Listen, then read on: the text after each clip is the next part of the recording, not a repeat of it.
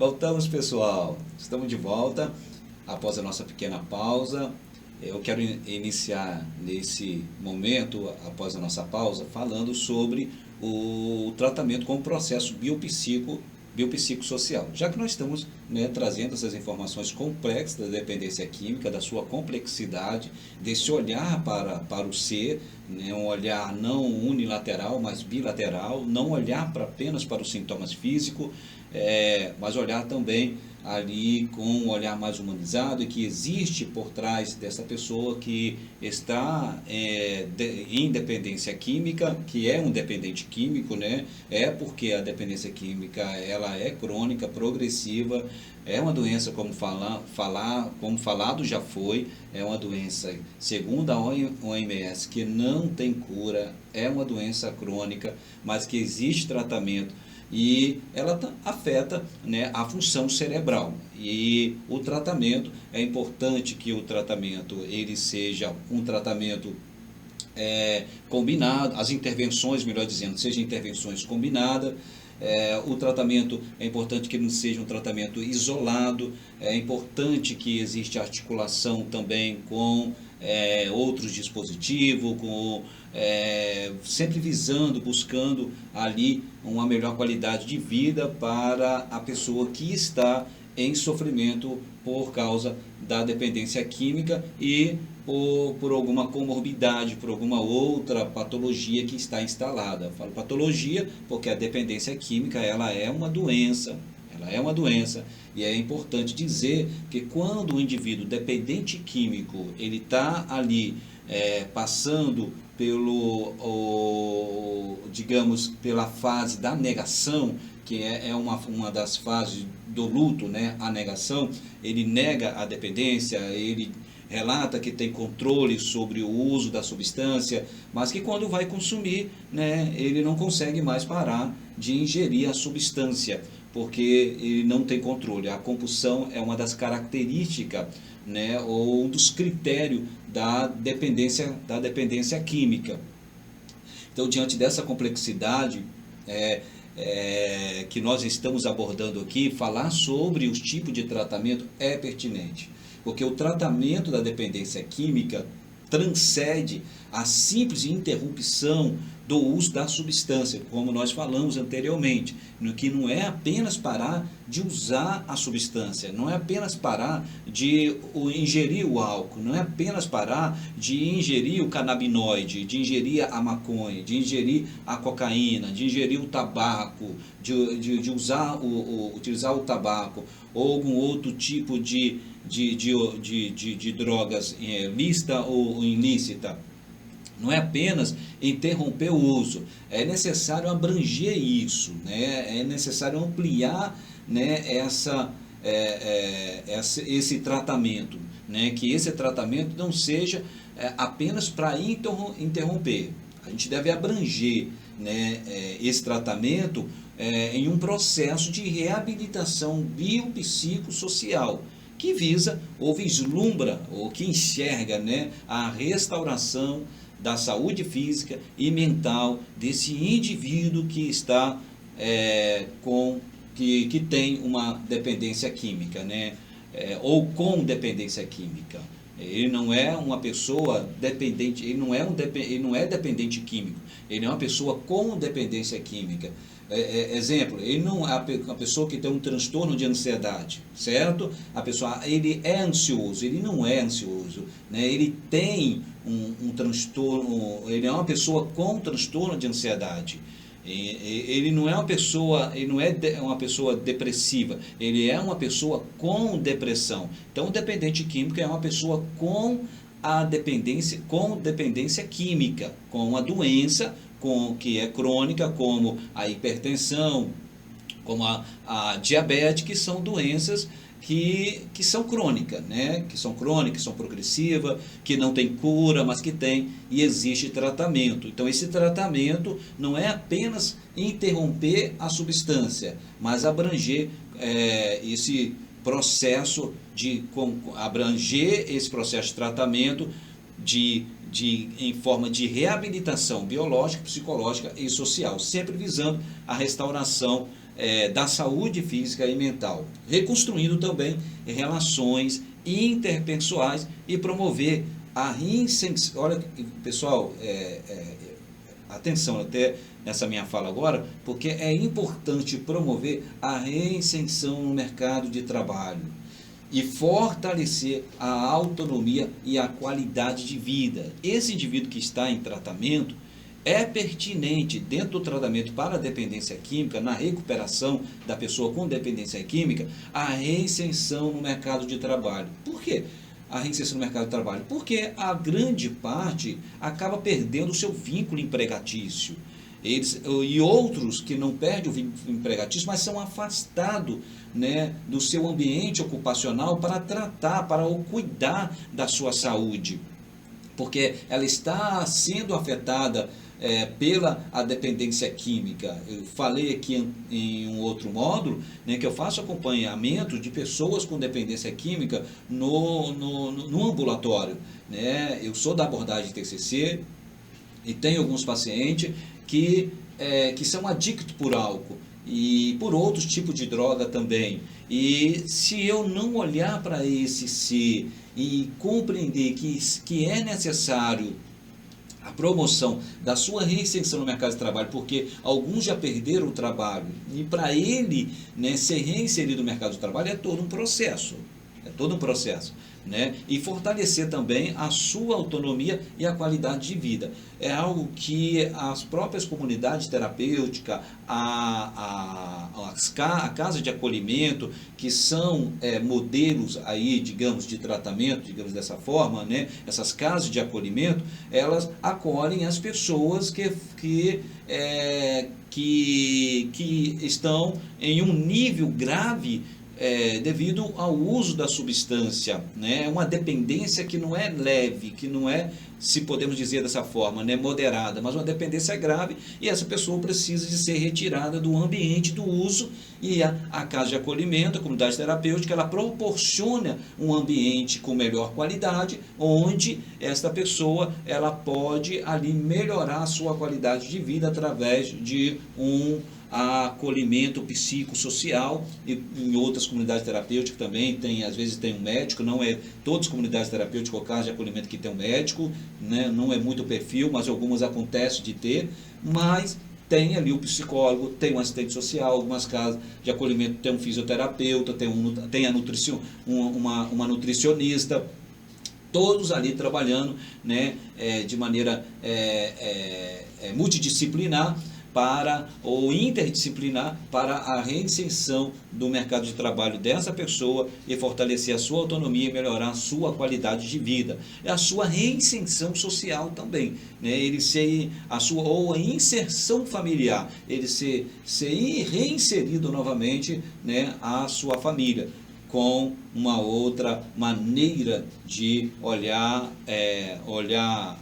a si, olhar o outro e olhar também o mundo, ter uma perspectiva funcional e de futuro, de vida, do agora, né, do amanhã, né, mas funcional, não disfuncional. Disfuncional é quando o comportamento ele está trazendo ali, prejudicando a função dessa pessoa, seja na sua casa, seja no seu trabalho, seja na comunidade, está trazendo ali prejuízo. Então, o tratamento eficaz, ele aborda todas as necessidades desse indivíduo, ou do paciente, né, do jeito que vocês acharem melhor, acharem mais adequado, né?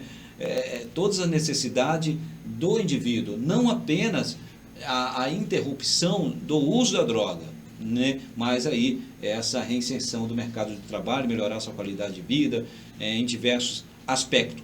E assim, incluindo intervenções que tratam comorbidade, não apenas a dependência química, mas as comorbidades também, como já conversamos, né? Que a dependência química ela não está sozinha. Existe comorbidade, pode ser um transtorno de ansiedade, pode ser, esse transtorno de ansiedade pode ser uma ansiedade generalizada, pode ser uma ansiedade, uma fobia social, Pode ser uma depressão, pode ser um transtorno do humor, pode ser uma bipolaridade, um transtorno da personalidade, borderline, né, esquizoafetivo, né, pode ser uma esquizofrenia, que também é uma doença crônica também.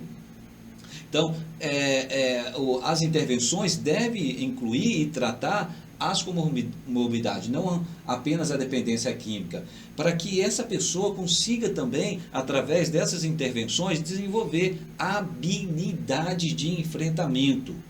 Habilidade de enfrentamento. Lembra? Quando nós falamos que não é em relação à interrupção, que não é só interromper, é necessário que os indivíduos também eles sejam instrumentalizados, eles precisam de instrumento, eles precisam de novas habilidades socioemocionais, sociais e emocionais, para poder lidar com a pressão dos pares, para poder lidar com um ambiente tóxico de uma maneira mais funcional. Ele conseguir resistir à pressão dos pares, ele conseguir lidar quando ele estiver passando por algum lugar que ativa o gatilho, que pode ativar o gatilho, ele ter estratégia e instrumento para poder lidar com os pensamentos disfuncionais, com os pensamentos automáticos, pensamentos negativos, com a própria síndrome da abstinência, né? Que a síndrome de abstinência é um conjunto de sintomas, sinais e sintomas.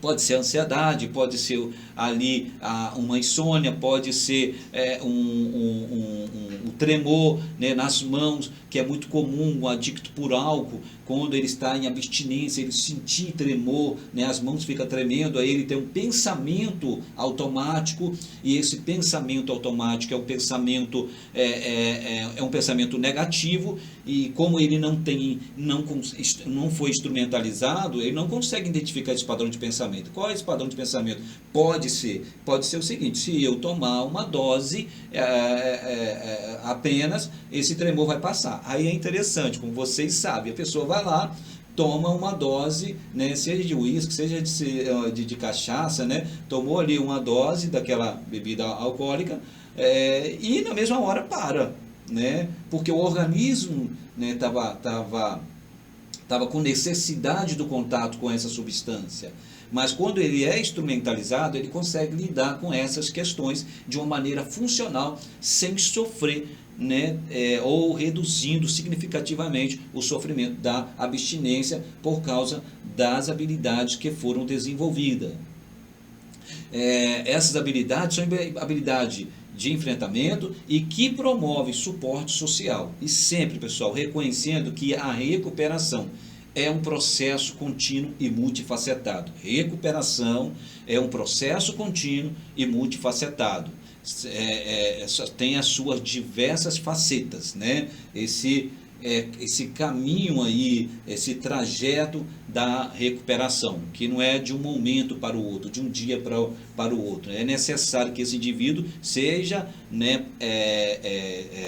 ele passe por um tratamento onde esse tratamento não vai ajudar ele apenas a interromper o uso, mas que vai instrumentalizar ele. Ele vai ter ali o autoconhecimento dos seus pensamentos, dos gatilhos de memória, dos seus sentimentos, das emoções, das imagens, né, dos estímulos externos, estímulos internos, que ativam o gatilho. Ele vai desenvolver o autoconhecimento, que vai ajudar ele dentro desse processo. A própria autoeficácia, já que durante ali a sua relação com a substância, ele se relacionava, não conseguia se libertar da substância por causa ali talvez de uma ambivalência, por causa de uma baixa autoeficácia, e aí trabalhando, né, instrumentalizando esse paciente, esse indivíduo, essa pessoa, né, ele vai conseguir certamente aí se engajar nesse processo, nesse trajeto aí de uma recuperação, que é um processo contínuo e multifacetado. Um tratamento bem sucedido, ou melhor dizendo, um tratamento bem sucedido capacita as pessoas a tomarem o controle de sua própria vida, né? Já que ela perdeu o controle da sua vida, porque a dependência química, das suas características, né, é a perda do controle, porque há um prejuízo ali na sua função executiva, tanto na função executiva, como também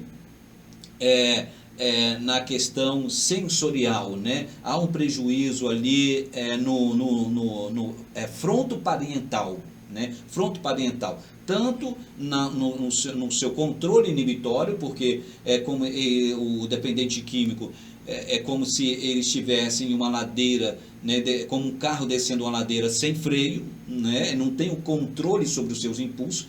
Quando ele toma a primeira dose, ele já não consegue mais controlar. Então, há um prejuízo nas suas funções executivas, há um prejuízo também na sua um prejuízo visoespacial, que é no lobo parental.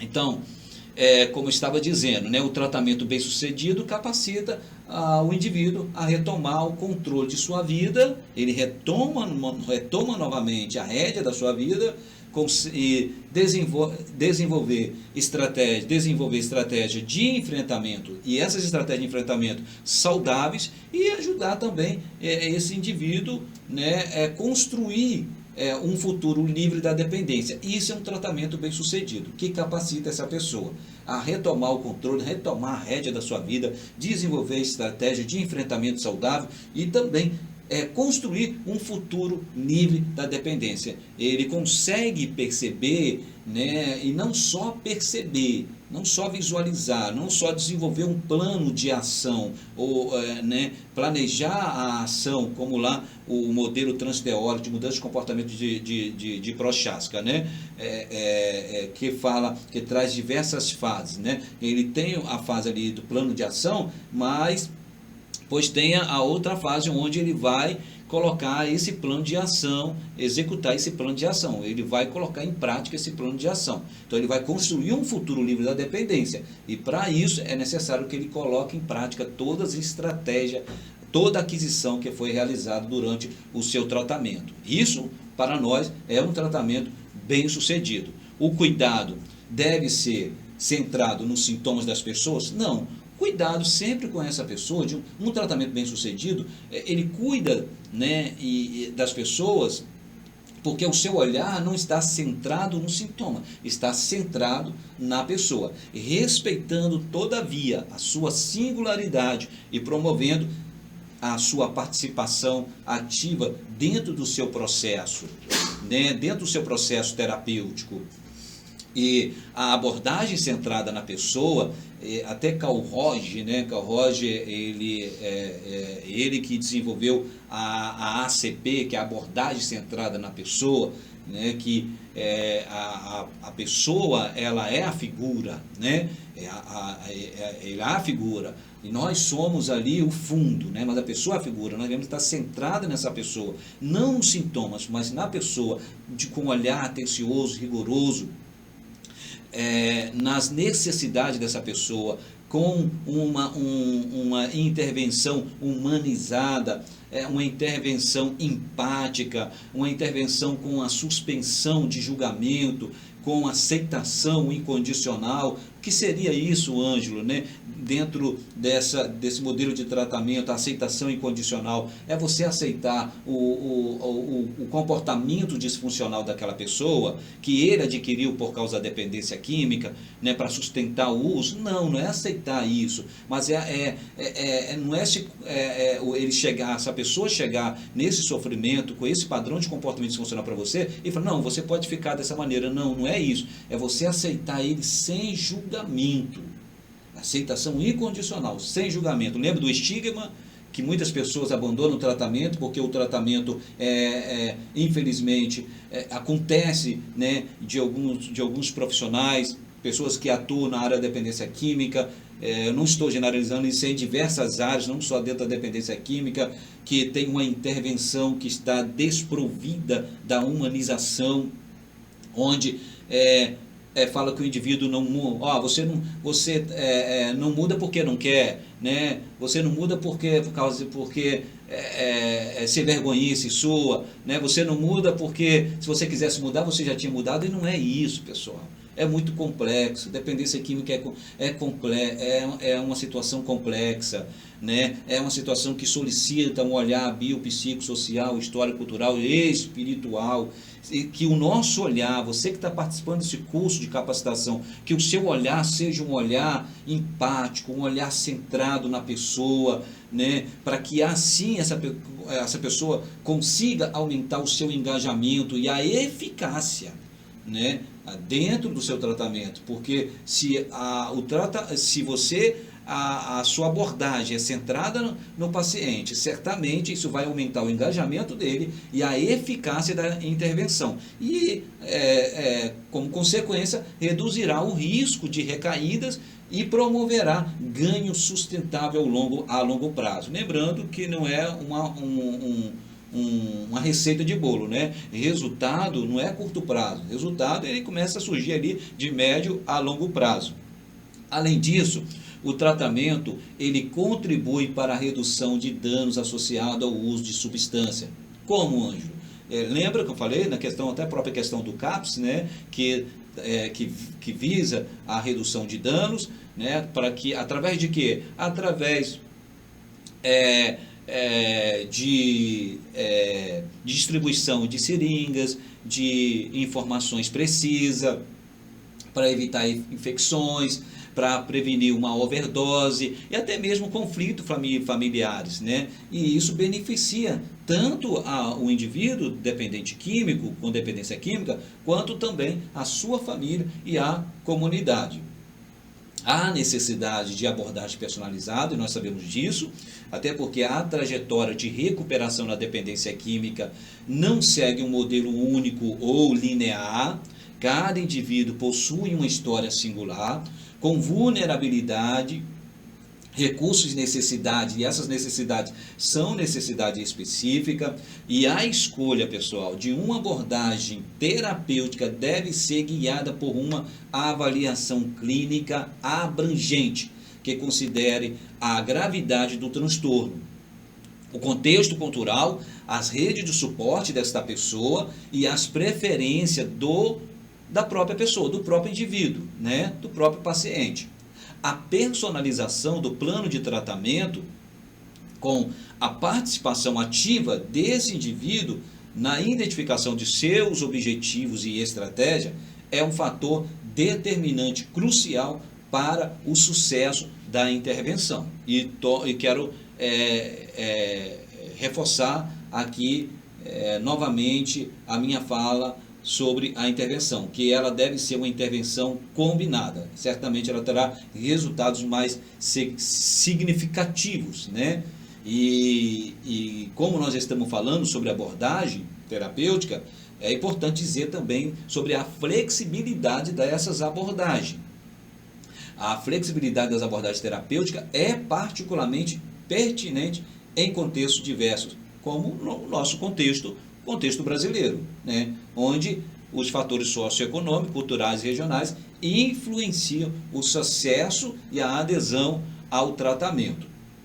E falando, pessoal, sobre os impactos sociais e econômico do tratamento, investir em tratamentos especializados para a dependência química gera benefícios que vão além do indivíduo.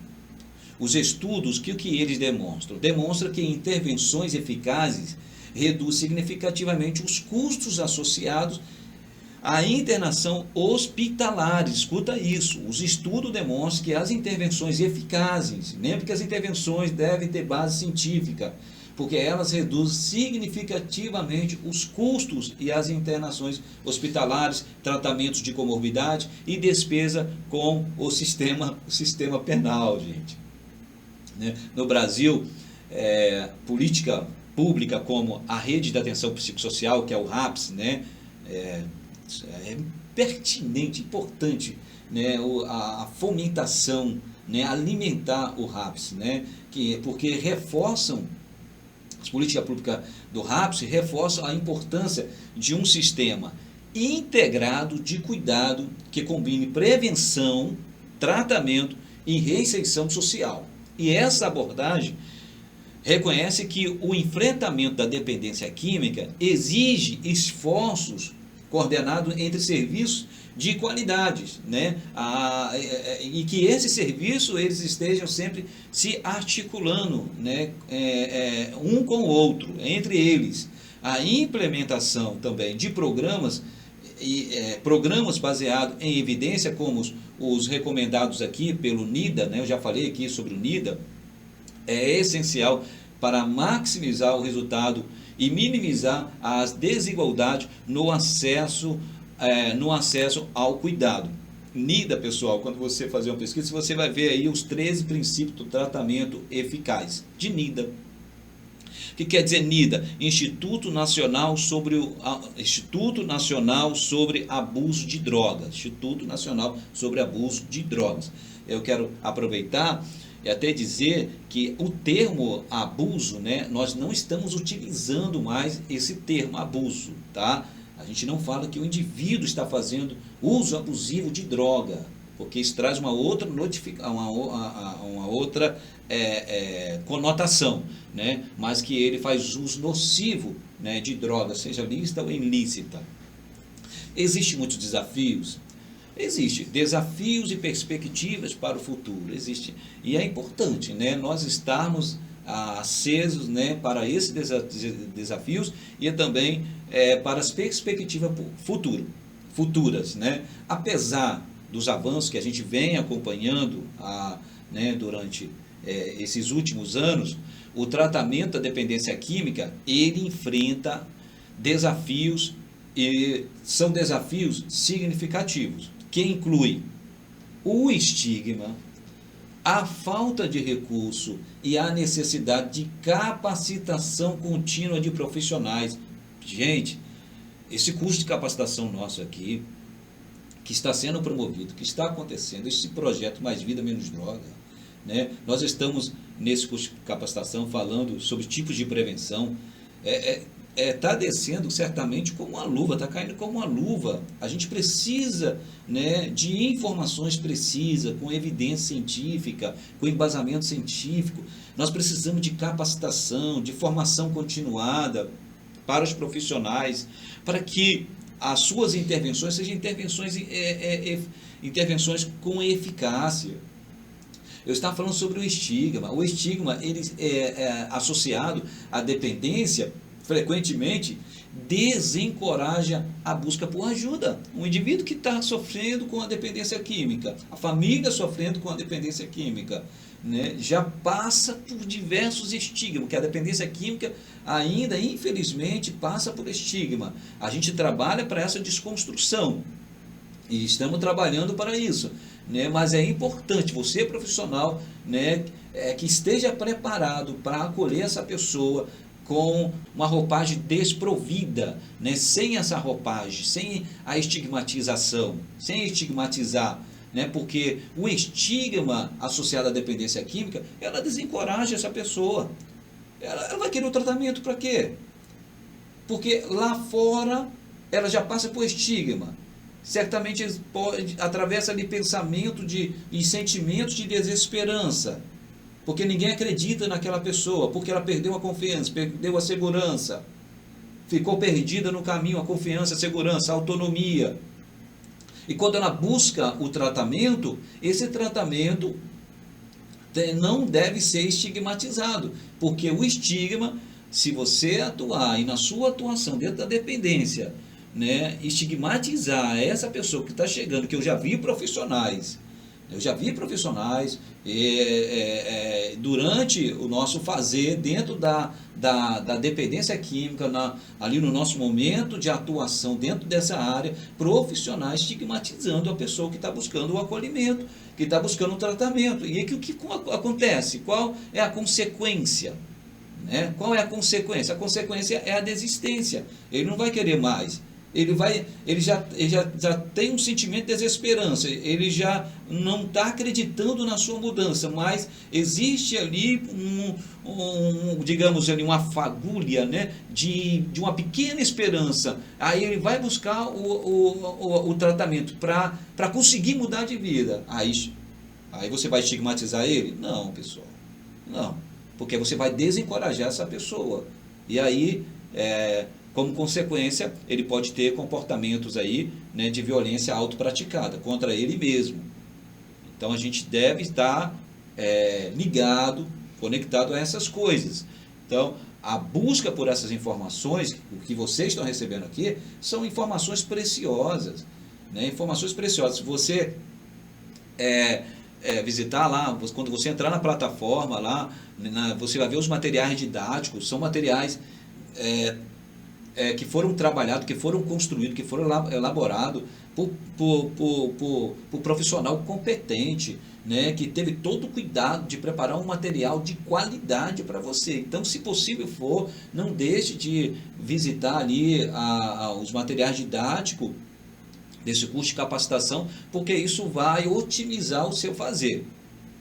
Ok? Então, o estigma associado à dependência, a dependência frequentemente desencoraja a busca por ajuda, enquanto a escassez de serviço especializado limita o acesso, especialmente em regiões menos favorecidas, né? Principalmente interiores, né? Principalmente interiores. Além disso, a formação de profissionais deve ser ampliada para atender à complexidade do transtorno, incorporando abordagens baseadas em evidência e prática culturalmente sensíveis. Pessoal, eu espero que eu não esteja muito acelerado e que esteja fazendo sentido tudo que nós estamos conversando aqui. Ou seja, nós já vamos daqui a pouquinho dar mais uma pausa, mas eu quero falar agora sobre o futuro, né? Porque olhando para o futuro é fundamental investir, né, que haja, né, investimento, investir em pesquisa e inovação no campo do tratamento da dependência química, ou seja, novas terapias como intervenções baseadas em mindfulness e tecnologia digitais têm mostrado potencial para complementar a abordagem tradicional mindfulness, que ajuda aí, né, desacelerar essa pessoa, que ajuda essa pessoa a ter uma melhor tomada de decisão, uma tomada de decisão eficaz, né? Intervenções baseadas também em tecnologia digital, tem mostrado a sua eficácia e tem complementado as abordagens tradicional. E além disso, a integração de estratégia de redução de danos, como programas, como nós temos citado aqui, de troca de seringas e acesso à naloxona. Essas coisas podem ampliar o alcance do cuidado, especialmente para a população em situação de vulnerabilidade. E essas iniciativas, elas aliadas à política pública